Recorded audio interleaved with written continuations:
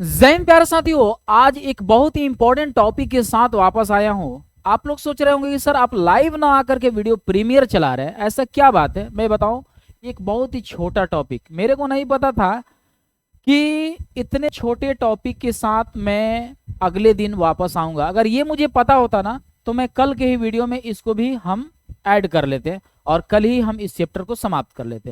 हालांकि हम लोग पढ़ रहे थे विद्युत धारा के चुंबकीय प्रभाव। आज उसका एक छोटा सा टॉपिक जिसका नाम है घरेलू विद्युत। इसमें हम लोग तार के कुछ प्रकार को पढ़ेंगे और कहीं ना कहीं से गैल्वेनोमीटर और एमीटर के बारे में पढ़ेंगे। फिर उसके बाद से हमारा ये सेशन समाप्त हो जाएगा, क्योंकि गैल्वेनोमीटर एमीटर से भी कुछ क्वेश्चन अराइज किए जाते हैं और कहीं ना कहीं से घरेलू जो तार हम लोग इस्तेमाल करते हैं, फेज और न्यूट्रल का जो इस्तेमाल करते हैं, उससे भी कुछ क्वेश्चन उठाए जाते हैं।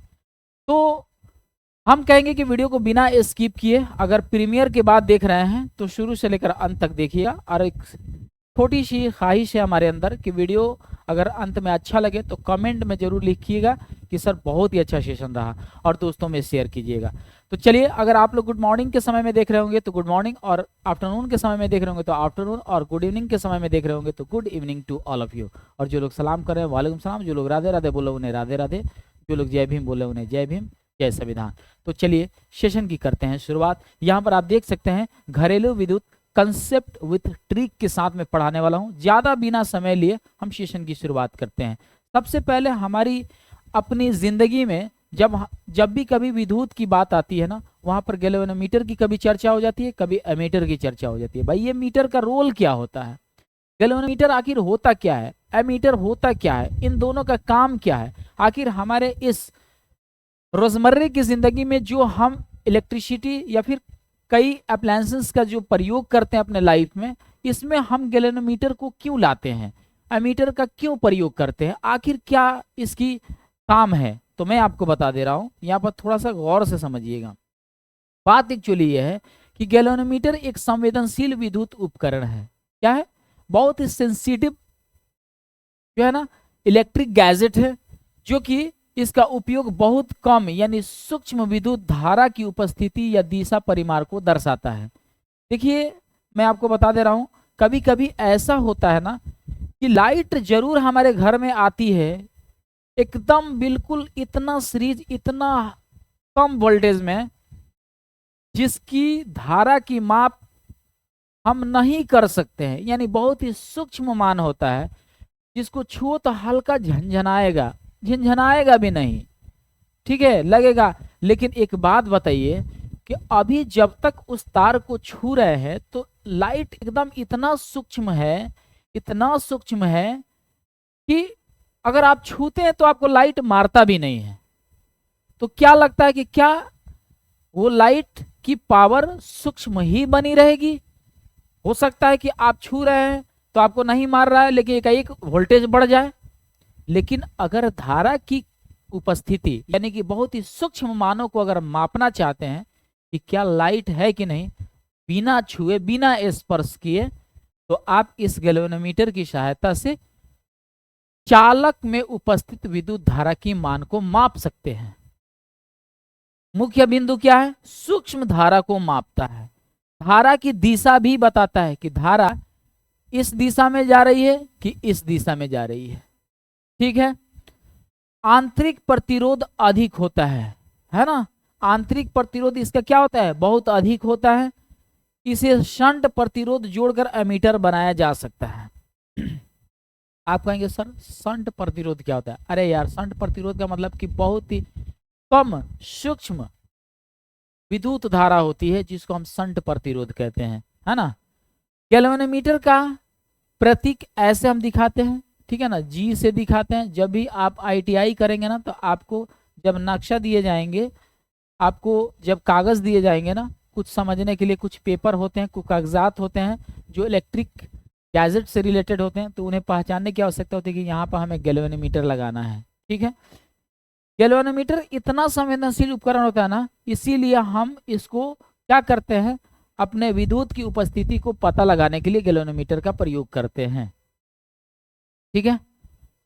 अब यहां पर सुनिए, कभी भी आपको पूछेगा कि सबसे सूक्ष्म मानों की माप और धारा की दिशा को जानने के लिए हम किस मीटर का प्रयोग करते हैं, तो आप कहेंगे गैल्वेनोमीटर का। ठीक है, अब यहाँ देखिए अमीटर की बात करते हैं। अमीटर एक विद्युत मापक यंत्र है। भाई मीटर वो भी था, मीटर ये भी था। एक तो नाम कॉमन है कि मीटर दोनों में आ रहा है, लेकिन वो गैल्वेनोमीटर है, ये अमीटर है। ठीक है, एमीटर एक विद्युत मापांक यंत्र है जिसका उपयोग किसी परिपथ में प्रवाहित विद्युत धारा का परिमाण मापने के लिए, है ना, यानी उसके अंदर की पोटेंसी को मापने के लिए इस्तेमाल किया जाता है। परिपथ में जोड़ने का तरीका होता है श्रेणी क्रम। चाहे आप गैल्वेनोमीटर ले लो, चाहे फिर एमीटर ले लो, ये दोनों को श्रेणी क्रम में जोड़ा जाता है। बड़ी धारा को मापता है, परिपथ में सीरीज श्रेणी क्रम में जोड़ा जाता है। आंतरिक प्रतिरोध बहुत कम होता है, इसका जो अंदर का प्रतिरोध होता है, अगर आपसे पूछ दे किसका आंतरिक प्रतिरोध सबसे कम होता है, तो भाई एमीटर का। ठीक है ना, क्योंकि आंतरिक प्रतिरोध कम होने के कारण ही बहुत बड़ी धारा को मापता है, और उसका आंतरिक प्रतिरोध गैल्वेनोमीटर का बहुत अधिक होता है, जिससे कम धारा को माप लेता है। यह गैल्वेनोमीटर में शंट प्रतिरोध जोड़कर बनाया जाता है। याद रखिए एक चीज कि परिपथ में जोड़ने का तरीका श्रेणी क्रम होता है। कैसे बनाया जाता है, तो गैल्वेनोमीटर के समांतर बहुत कम प्रतिरोध वाला शंट जोड़कर एमीटर बनाया जाता है। ठीक है, याद रखने की ट्रिक क्या है, तो बहुत ही अच्छा है। ए से याद रखे ऑल करंट, और ए से अमीटर याद रखे। ये हमने सोचा है, खूब अपना सोची समझी ट्रिक को बनाया है। ए से याद रखिएगा बाबू, ए से क्या याद रखिएगा, तो ए से अमीटर याद रखिएगा, है ना, अमीटर याद रखिएगा, है ना, अमीटर। और ए से ऑल करंट, ऑल करंट को मापता है ना, ऑल करंट के माने पूरा संपूर्ण। जब बात आगे बढ़ती है तो गैल्वेनोमीटर और एमीटर के बीच के हम अंतर को समझते हैं और पूरी ट्रिक के साथ समझते हैं। T4 जेंटल करंट, जेंटल माने बड़ा ही सीधा साधा, यानी बहुत ही कम धारा को भी ये माप लेता है। सूक्ष्म धारा मापता है, धारा की दिशा बताता है, आंतरिक प्रतिरोध अधिक होता है, इसे शंट प्रतिरोध जोड़कर एमीटर बनाया जा सकता है। ये बहुत ही संवेदनशील होता है। अमीटर की बात करें तो ऑल करंट याद रख लेना, परिपथ की धारा मापता है ना, और ये क्या करता है, सूक्ष्म धारा को भी माप लेता है। बड़ी धारा मापता है, परिपथ में सीरीज श्रेणी क्रम में जोड़ा जाता है, आंतरिक प्रतिरोध बहुत कम होता है, यह गैल्वेनोमीटर में शंट प्रतिरोध जोड़कर बनाया जाता है। चीजें समझ में आ गई? आप कहेंगे यस सर हमें तो ये बात समझ में आ गई। अब यहाँ पर देखेंगे जरा, घरेलू विद्युत परिपथ में जो डोमेस्टिक इलेक्ट्रिक सर्किट होता है, उसके कुछ अलग अलग तार के कलर होते हैं, जिसे हम देखते ही पहचान जाते हैं कि ये मेंस है, ये न्यूट्रल है, ये अर्थ है। आपको पता होना चाहिए कि घरेलू विद्युत परिपथ वह व्यवस्था है जिसमें मुख्य लाइन यानी मेंस से घर से उपकरणों तक सुरक्षित रूप से बिजली पहुंचाती है। ये आप देख रहे हो ना, ये मेंस से डायरेक्ट एक फेज जा रहा है और एक न्यूट्रल जा रहा है। अब यहाँ पर लगा रहता है क्या चीज, मेन फ्यूज, या फिर हम ये भी कह सकते हैं कि यहाँ पर हम एमसीबी लगा के रखते हैं। आज आए दिन डिजिटल का जमाना है, तो हम यहाँ पर अब फ्यूज ना लगा करके हम एमसीबी, और एमसीबी जस्ट लाइक क्या होता है, मेन सर्किट बोर्ड होता है, जस्ट लाइक वो मेन फ्यूज की तरह काम करता है। और फिर यहाँ से हमारे अभी मिलने वाले मीटर में जाता है, और फिर उसके बाद से एक मेन स्विच हम लोग लगाते हैं जो अपने घर के पूरे लाइट को काटते हैं। ठीक है, लाइव याद रखिएगा, लाइव रेड वायर होता है, धारा को लाता है, यानी लाल वाला क्या करता है, ये धारा को लाने का काम करते हैं, और काला वाला धारा वापस ले जाता है ना, काला वाला क्या करता है, धारा को वापस लेकर के जाता है, और हरा वाला सुरक्षा प्रदान करता है, यानी कि अगर आपको लाइट वाइट मारेगा ना, तो वो हरा वाला न्यूट्रल तार ही आपको बचाता है। लाइव और न्यूट्रल के बीच का विभवांतर 220 वोल्ट होता है। अगर आपसे पूछे कि डोमेस्टिक यूज के लिए हमें कितना वोल्ट प्रोवाइड किया जाता है भारत के अंदर, घरों में, गाँव, बिजली के लिए कितना वोल्टेज प्रोवाइड किया जाता है, तो आप कहेंगे कि 220 वोल्ट। हम अपने घरेलू उपकरण के लिए हम बिजली को अपने घर में कितना वोल्ट लेकर आते हैं, तो 220 वोल्ट। यहाँ से भी बहुत ज़्यादा इंपॉर्टेंट ये बातें हैं जहाँ से ऑब्जेक्टिव पूछे जाते हैं आपके किसी भी प्रतियोगिता परीक्षा में। 15 एम्पियर के गीजर, हीटर, कूलर जैसे उच्च शक्ति वाले उपकरण होते हैं। 5 एम्पियर के बल्ब, पंखा, टीवी जैसे सामान्य उपकरण होते हैं। अर्थ वायर विद्युत झटके से बचाता है ना, ये सारी चीजें। 15 एम्पियर में कौन आते हैं, 5 एम्पियर में कौन आते हैं, ये सारी चीजें याद रखिएगा कि हमेशा जो लाल तार होता है ना, वो मेन होता है, वो विद्युत को लेकर आता है, और ब्लैक तार वापस ले करके जाता है फिर। और अर्थ क्या करता है, आपको कहीं ना कहीं से अर्थिन ये आपको बचाने का काम करता है, आपको लाइट नहीं मारने देता है, झटके से बचाता है। फिर से एक बार सुन लीजिए बाबू, ये लाइव वायर है जो धारा को लाता है, देख रहे हैं ना, ये धारा को लेकर आ रहा है। हालांकि इस पर हम तार के बारे में पढ़ाए भी थे। और काला जो होता है ना, न्यूट्रल, जो धारा को वापस लेकर के जाता है। ठीक है, तो मान के चलो एक तरफ से आया, दूसरे तरफ से फिर चला गया, है ना, ये चीजें होती है। और हरा क्या करता है बाबू, सुरक्षा प्रदान करता है। ये अर्थ के अंदर होता है हरा। तो जब 3 कलर होते हैं ना, तो किसी भी इलेक्ट्रीशियन से पूछेंगे, अच्छा बताओ तार के 3 कलर होते हैं, लाल, हरा और काला, लाल का काम क्या है? तो वो बोलेगा क्या, लाल हमारी मर्जी, हम जिसमें चाहें उसमें जो, लाल को हम फेस भी बना सकते हैं, न्यूट्रल भी बना सकते हैं। बोलो यहाँ थेथरा ही नहीं चलेगा, नॉट थेथरा ही, ओनली क्वेश्चन हम पूछ रहे हैं, तुम्हें सही आंसर देना है। तुम अगर सही इलेक्ट्रीशियन हो तो सही जवाब दो।